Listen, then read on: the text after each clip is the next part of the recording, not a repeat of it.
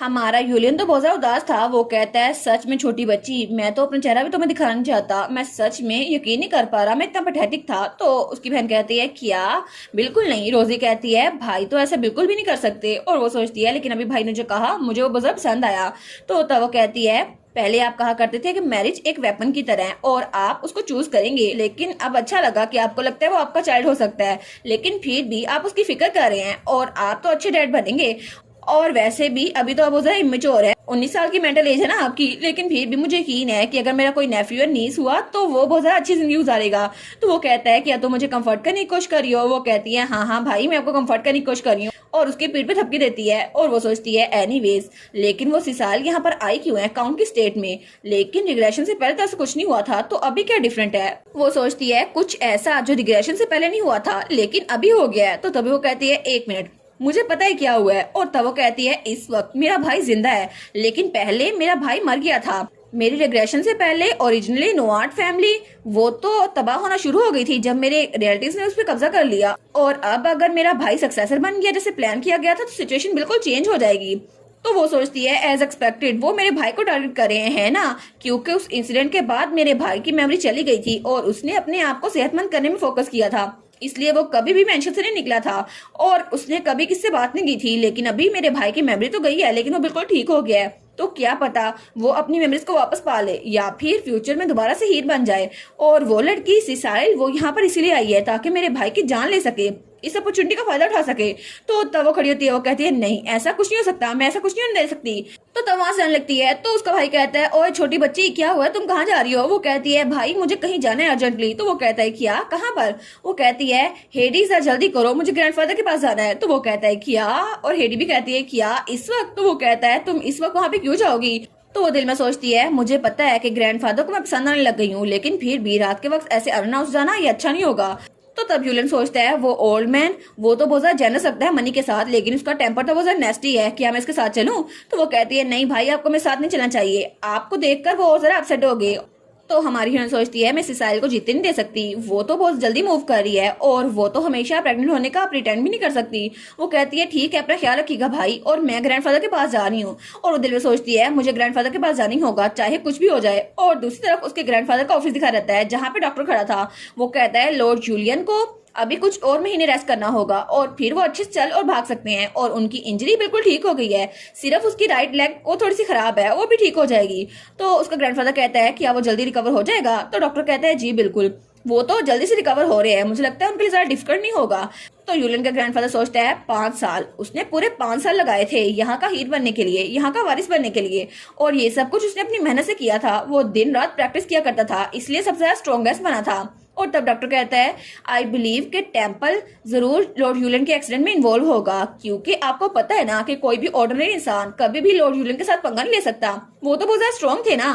तो उसका ग्रैंडफादर कहता है हाँ मुझे भी ऐसे लगता है, लेकिन हमें शक की बुनियाद पर ये सब कुछ नहीं कहना चाहिए क्योंकि सस्पिशन अकेली काफी नहीं है, और क्या इसके अलावा कोई तरीका नहीं है कि हमें कोई एविडेंस मिल जाए कि इंजरीज डिवाइन पावर के जरिए आई है? तो वो कहता है एक ऑर्डिनरी फिजिशियन के लिए जैसा कि मैं हूँ इम्पॉसिबल है, और डॉक्टर्स डिवाइन पावर को खुद हैंडल नहीं कर सकते, आपको पता है हम मैजिक टूल्स इस्तेमाल करते हैं। तो उसका ग्रैंडफादर सोचता है हाँ बिल्कुल ऐसा ही है, क्योंकि इस पूरी दुनिया में 2 तरह की सुपर नेचुरल फोर्सेज है, मैजिकल पावर और डिवाइन पावर, और दोनों बिल्कुल अलग अलग है। और हर एक इंसान में मैजिकल पावर तो होती है लेकिन सब में डिफरेंट डिफरेंट होती है, लेकिन दूसरी तरफ डिवाइन पावर किसी किसी के पास होती है और उसको इस्तेमाल करना बहुत ज्यादा मुश्किल है। लेकिन टेम्पल उन लोगों को कबूल करता है जिनके पास डिवाइन पावर हो और वो उसको अच्छे से इस्तेमाल करना जानते हो। तो मुझे लगता है इसी के जरिए वो होली रेलिक्स को एक्टिवेट करते हैं और इसके जरिए हीलिंग भी हो सकती है और किसी की याददाश्त मिटाई या वापस भी लाई जा सकती है।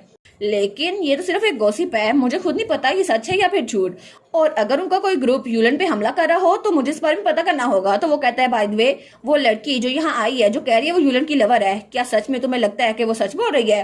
तो डॉक्टर कहता है उन्होंने जो कहा हमने डायग्नोसिस की है वो सच में प्रेग्नेंट है, लेकिन तो वो कहता है लेकिन क्या?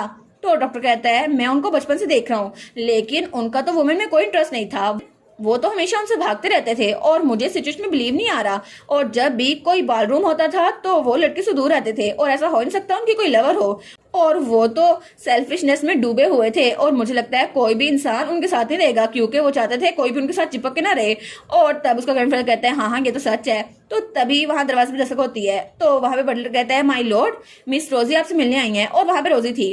तो वो सोचता है क्या आधी रात को मुझसे मिलने आई है। तो डॉक्टर कहता है ठीक है मैं चलता हूँ। और उसके बाद रोजी वहां पर आती है, डॉक्टर वहां चला गया था। तो रोजी कहती है मुझे माफ कीजिएगा आधी रात को आपके पास आने के लिए ग्रैंडफादर। तो उसका ग्रैंडफादर कहता है बहुत ज्यादा लेट हो गई है तो स्नैक्स काफी नहीं रहेंगे, क्या मैं थोड़ा सा कोका मंगवाऊं। वो कहती है नहीं नहीं ग्रैंडफादर बस ठीक है।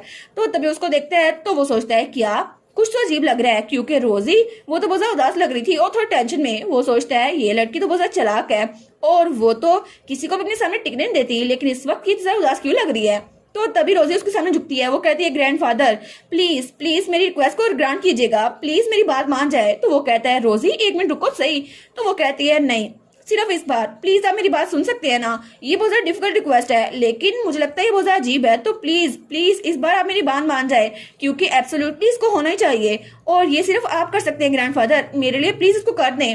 और वो कहती है मैं आपसे भीख मांग रही हूँ, क्या आप ये कर सकते हैं। तो तब उसका ग्रैंडफादर उसको उठाता है। वो कहता है खड़ी हो जाओ रोजी, मुझे बताओ तुम्हारी रिक्वेस्ट क्या है क्योंकि तुम्हारी जो भी रिक्वेस्ट हो मैं उसको कबूल करूंगा क्योंकि तुम मेरी ग्रैंड डॉटर हो। अब मुझे सही से बताओ तुम चाहती क्या हो। और दूसरी तरफ हमें वही सीन दिखा रहता है जब रोजी उस जेल में कैद थी और तब जाहिद उसके पास आया था। वो कहता है मेरे पेरेंट्स तब मर गए जब मैं छोटा बच्चा था और वो अपने फ्रेंड का फ्यूनरल अटेंड करने के लिए जा रहे थे लेकिन वो डार्क मैजिक के विक्टिम बने थे।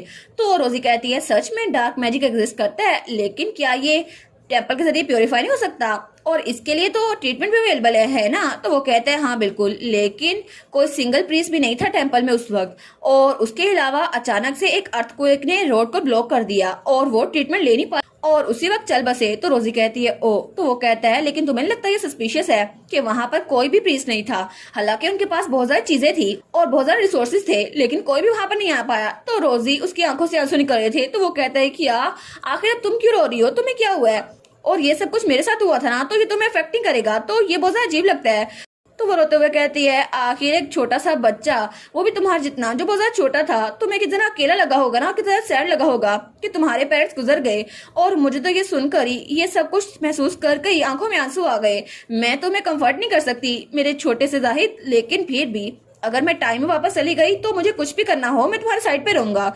तो तभी जाहिद की आंख खुलती है और फिर वो ख्वाब में हमारी रोजी को देख रहा था। वो सोचते हैं पता नहीं उस ख्वाब में वो औरत वो कौन थी, लेकिन आखिर इसका मतलब क्या हुआ। उसका फेस बहुत ज्यादा ब्लरी था कि मुझे नजर नहीं आ रहा था, लेकिन मुझे ये इमोशन फील क्यों हो रही है क्योंकि एक ही वक्त में मेरे दिल में पेन भी है और खुशी भी कि मैं उससे मिलना चाहता हूँ, लेकिन मुझे सच में नहीं पता कि वो लड़की वो थी कौन। अगर हो सके तो मैं उससे लाजमी मिलना चाहूंगा क्योंकि वो मुझसे बहुत ज्यादा करीब लगती है।